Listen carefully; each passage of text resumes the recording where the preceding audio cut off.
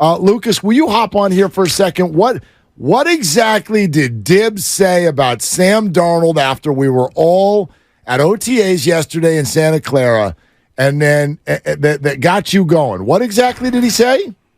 He said that, sorry, Dibs, I should say, Dan Dibley said. Dan. My mom always said never Day. use pronouns with someone in the room. Okay. You can always use my pronoun, and it's he and him, but go ahead. All right. Thank you.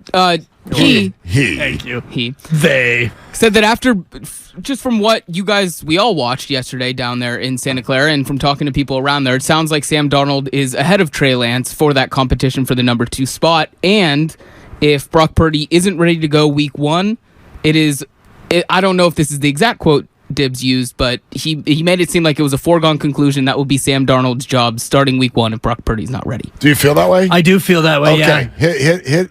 Hit me with it one more time. Yeah. Let's go, baby. Britney Spears. I just don't believe that if Brock Purdy is out, if Trey Lance is going to win that job, Trey Lance would be ahead of Sam Darnold. I think that he already would be anointed as QB2, and I think that there's an open competition for that spot at QB2. And I also think that if Sam Darnold and Trey Lance are close, and if Sam Darnold's going to win the job as QB2, I think Brock Purdy's 90% certain that he's going to be able to start based on the timeline of when he'll be able to come back. He should have 2 or 3 weeks before the opener to get ready and start the opening game. So if he can start the opening game and Sam Darnold's going to be QB2, you can't have Trey Lance be around and be QB3 on your depth chart, because I think that completely erodes his trade value between now and September 12th when the season starts. Agreed, but I don't know that the trade value hasn't already eroded.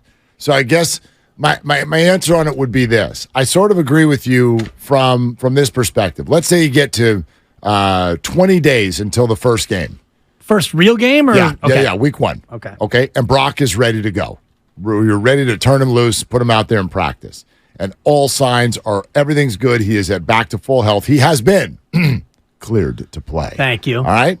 So he's back.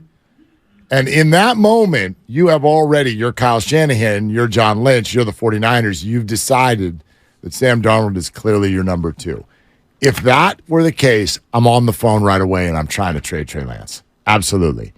But, a la Jordan Poole, if I don't like the answers I'm getting, we'll give you a conditional 6th rounder for him, then I'm keeping him.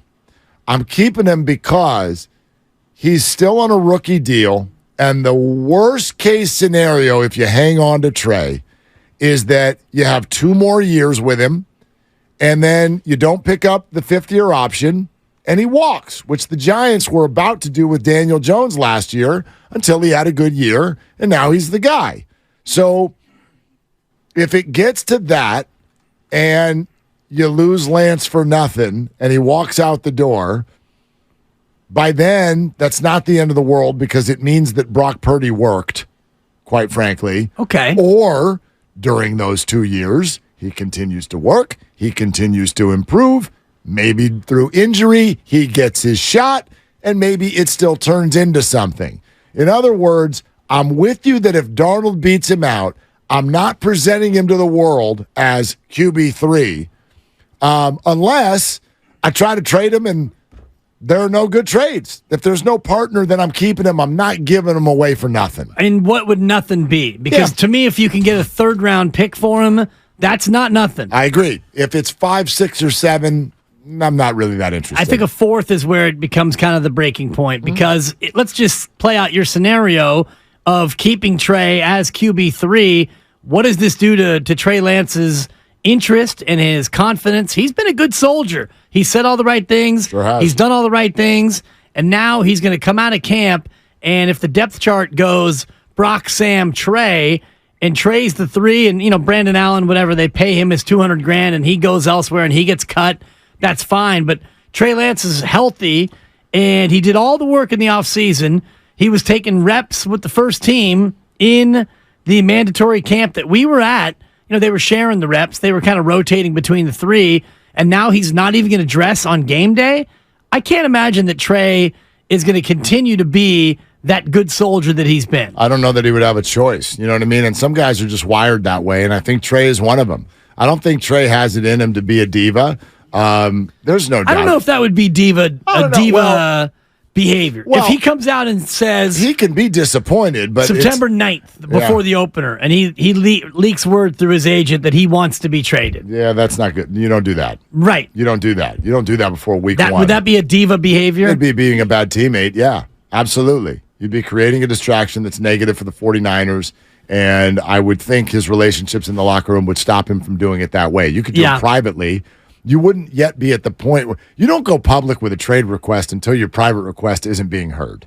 Do you know what I mean? That's a good point. Yeah. You know what I mean? Like, sure. So you do it privately. I wonder if his private request hasn't already been intimated in that, hey, if I'm going to be QB3, how about you let me go somewhere else and try to be a QB2 somewhere else? If Sam Darnold, and I think you're right in terms of the signs, shout out Tesla, the signs point to the deal Sam Darnold got. Sam Darnold signed it early in the window of free agency. They obviously told him something about his ability to maybe be QB2 and possibly have a chance to be QB1 based on Brock being a young player, being injured, and all the rest of it. So if that's the case, and Sam then beats out Trey for the backup spot, if I'm Trey, I already would have talked to the team and said, look, if I'm going to be QB3, just trade me. Yeah, but again, the team may say, look, the games are about to start. There's no trade partner. So what we're going to do is we're going to hang out right here, and we'll see if a need develops by another team, or we'll see if opportunities continue to open up here.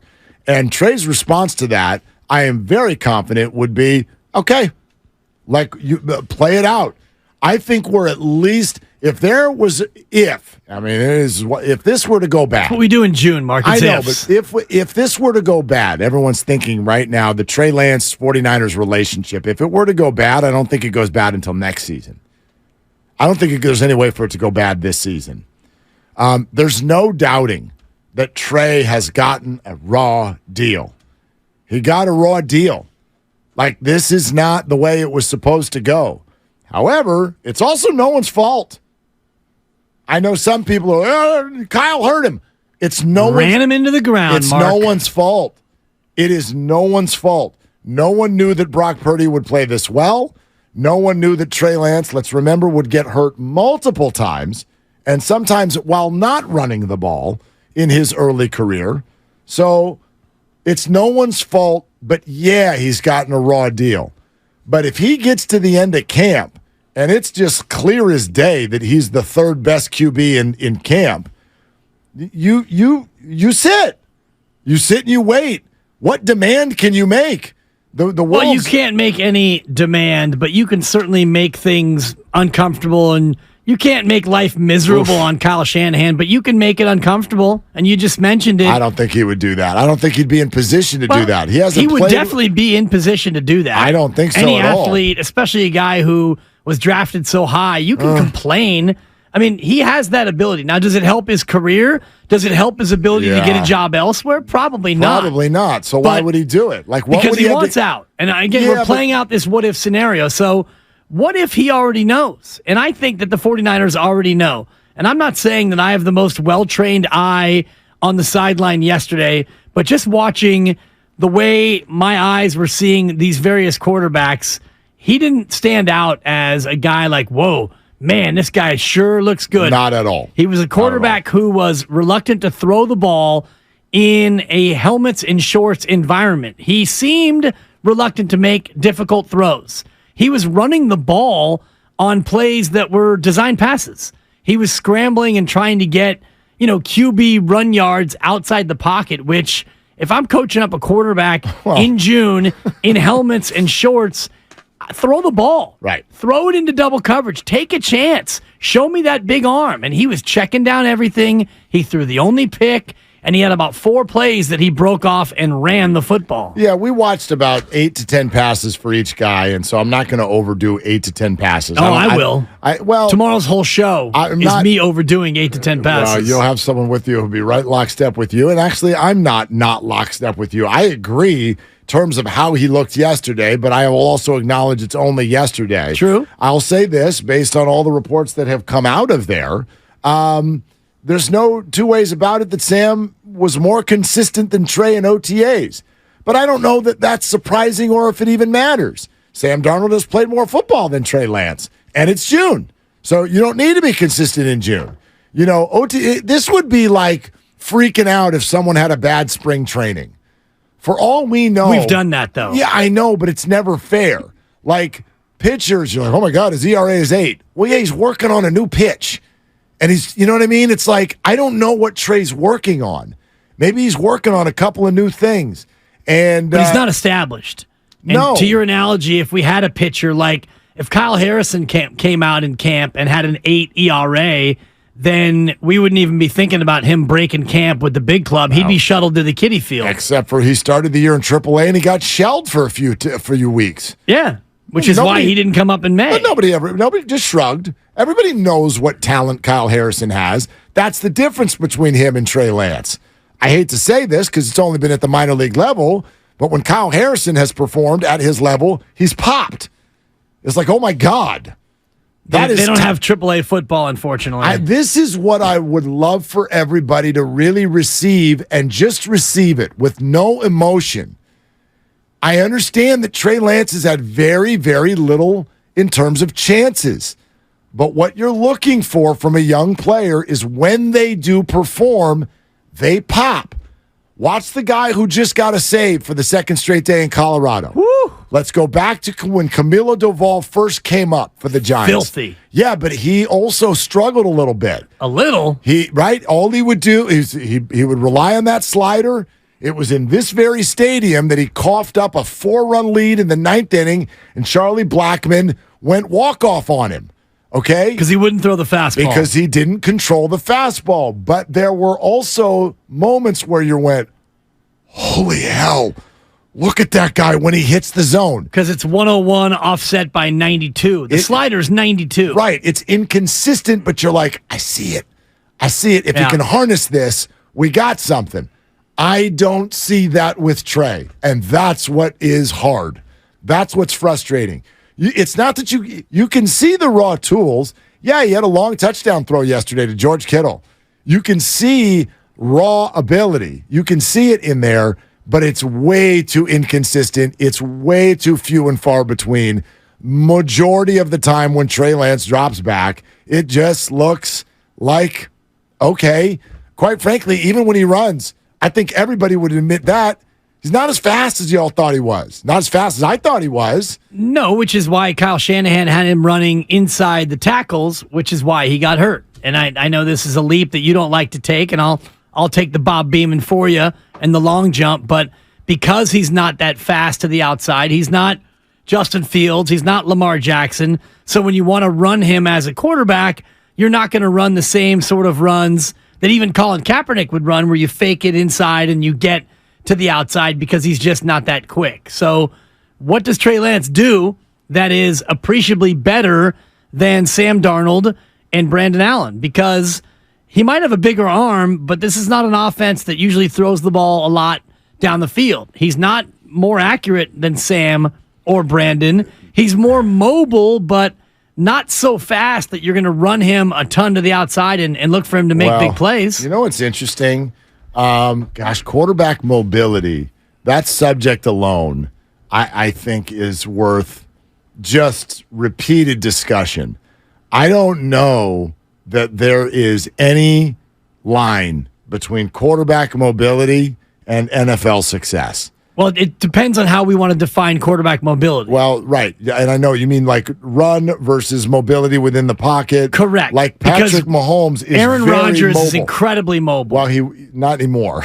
Well, he used inside to the be. pocket. Yeah, but Tom Brady to me is incredibly Totally mobile. immobile. The ability to move your feet and get rid of the ball. That's the in-pocket mobility I'm talking about. He moves within the pocket. Aaron could move outside the pocket.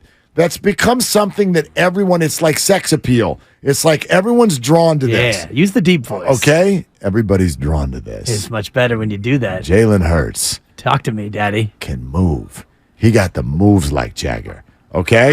So, Sorry, Lucas. yeah, it got hot. It got hot. Zion Williamson just walked in the room for some reason. I'm like, why is Zion here? That's a 4. Anyway, so point being is we get wooed by this mobility and we want it. We want Lamar Jackson. We want Lamar Jackson. And I'm like, he never won anything. And I know it's early. It's very early in Lamar's career.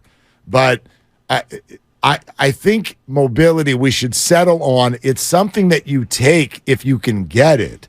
But stop demanding it. Stop looking so hard for it. Because a lot of Super Bowls get won by Tom Brady and Peyton Manning and Drew Brees and people who just sit back there. So I love mobility too. Right in sports, speed is good. It doesn't matter your team or your sport. Speed is good. But you don't have to sell out for it where it's like, my gosh, we need mobility. We need a quarterback who runs. Like in NFL circles, if you run a lot as a quarterback, it means your career is going to be very short. It's going to be very short. Hard to find a lot of quarterbacks who have won Super Bowls from outside the pocket. Yes. Quarterbacks need to be able to throw from inside the pocket to win the Super Bowl. To me, mobility is more than just, can you make plays with your legs outside the pocket? Can you run for yardage? Are you a threat, a dual threat like Jalen Hurts, Lamar Jackson, Kyler Murray when he was healthy, and all the rest of it? That's one part of mobility. I also look at Brock Purdy and his mobility, his ability to slide in the pocket, avoid the pass rush, and make throws on the move, not completely on the run, but off-schedule throws. That, to me, is more functional mobility. That's the kind of mobility that Drew Brees had and Aaron Rodgers had for the most part. The ability to make throws when the pressure's coming, be able to slide in the pocket, move in the pocket. That, to me, is the mobility that's more important than Justin Fields and Jalen Hurts. Yeah, I agree with you. And actually, almost all the greats know how to do that. It can be very subtle. You know who wasn't great at it was Jimmy. Jimmy was not great with that. And I think it's one of the reasons that he has had a lot of injuries, because he's not able to avoid a lot of things in the pocket, and therefore it takes hits. You know what I mean? That was one of the things that we all were drawn to with Purdy over Jimmy Garoppolo, which is that he moves better. He moves better. He runs around better. He's not going to take off and go on 25-yard scrambles, but he moves really well. And so that's a great asset if you have it, but I'm not going to demand it. We get so wrapped up in it sometimes, and sometimes I think it's because of fantasy football. We like it because we get more points. We get more points. I don't know if your team gets more points. It's also really, really exciting. It's exciting. Even because I'm not a huge fantasy football player, but when you watch Lamar Jackson play and you see a play break down, Justin Fields is a great example. You were at the Niner game where he made 2 incredible off-schedule throws that turned out to be the ball game. It's exciting when a quarterback avoids the rush, spins his back to the line of scrimmage, runs 14 yards back. He's rolling. He's going to keep it. Right, but that's exciting. It is, but that's all wrapped up in our individual experience and not the team. What I think is exciting is when my favorite team wins. And right, when your quarterback turns and just hands it to a guy. Well, if that's what wins. And he plunges into the line for 2. You know who's really fast is Kyler Murray. And the league thinks he's awful right now. Awful. They had to put clauses in his contract to make him read. Well, that's a myth. It's not a myth. It might be a myth. I have no idea how hard he works or how much he studies. That was contract mythology is what that was. What do you mean? That wasn't actually in his contract. There were clauses in there that... I thought that was debunked. No. I believe that was debunked. It was not debunked. Not. I mean, maybe like it took on a life of its own. It did. But no, there's no doubt that there were clauses in there that were talking about Kyler Murray and the work that he was doing off the field. So look, and even if I know probably his agent came out to say otherwise, but yeah, of course they're going to say that. That's what they're going to say publicly. That story was reported on by pretty high-level NFL sources. I think there's a reason for that. It was ripped up, according to the reports I'm seeing. Which ones? The homework clause. Pro Football Talk, Mike Florio, the Cardinals ripped up the homework clause. So maybe it was in there initially. But it was in there. And they ripped it up. Yeah, they ripped it up because it went public and he got embarrassed. Yeah, he did. If Kyler's agent, I bet he ripped the Cardinal. I bet he screamed at the top of his lungs for an hour that got out. How that's that organization. Embarrassing. That's an embarrassing organization. Totally.